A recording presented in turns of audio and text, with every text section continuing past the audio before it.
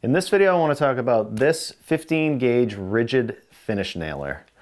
This is an angled finish nailer, and it takes anywhere from 1 inch to 2.5 inch nails. And the way you would load this, first of all, the way you would unload this is there's a little lever right here. So you can pull this back and pull this up, and the nails come down this way. And you can take them out like that. And to install them, you want to match the angle. Of course, this would be the wrong way. This is the correct way. Feed them up here, and then pull this back, and it'll lock in. Now let's say that you shoot a nail and the gun gets jammed. The way you would try and clear it would be to take these nails out, and then right here, you would pull up on this, and this latch comes unlatched, and this whole thing comes up, and this is where you would clear the jam. And then go like this, that will lock in there, push down, and you're good to go. There's a couple nice things about this, one of them being that it has storage for an extra tip.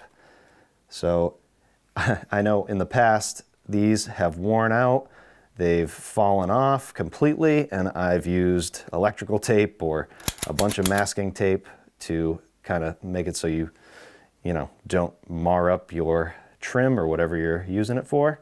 So it just goes on just like this.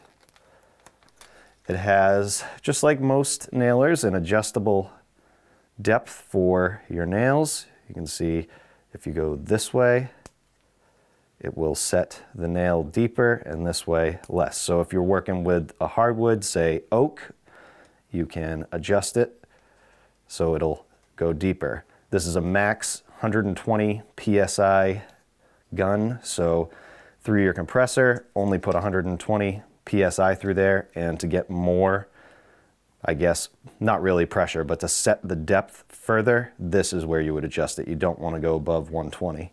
Another thing about this is it has the option to shoot one nail, which is probably the safe bet, especially if you are just starting out, but you can do multiple shots, and I'll show you how that works. But first, right here, this is how you would do it. It is locked, which is nice, so you have to press this in, and then you can turn it to multiple shot. We'll put it back on single, and I'll show you two more things before I actually show you how it works. One of them being this hook, which is nice if you're up on a ladder or something.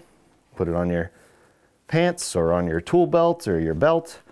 And if you're a lefty, you're in luck because it moves. You can go to the other side. Another thing that you can adjust on here is the exhaust.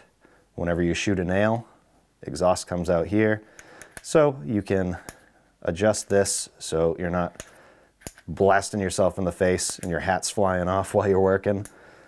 So that's a nice feature that you can actually adjust it. So let me plug it in. I'll show you how it works. So first we'll start with the nail depth on single shot. So I'll go all the way up, or enough so that you can see the difference. And then this is a safety feature. Nothing will happen if you pull the trigger until you depress that. And then you pull the trigger and shoot. And you can see that nail head is pretty much flush. It's actually a little further up. So now we can adjust this right here, finger off the trigger, safety first. You could also unplug it. And now we'll try it. And you can see that sank in a lot deeper. So now we'll change it to multi-shot, like this. And it'll work the same way. But another thing you can do is hold the trigger down, and say you want to do a bunch of nails, you can just kind of shoot it like this. So that's nice. You can't do that with single shot, I don't think. Nope. So, like I said, your best bet, if you're just starting out, keep it on single shot. Always keep your finger off the trigger when you're not using it, and just be safe. So if you were interested in seeing what this is all about, or maybe you just bought one and you wanted a rundown, hopefully this video helps. Thanks for watching.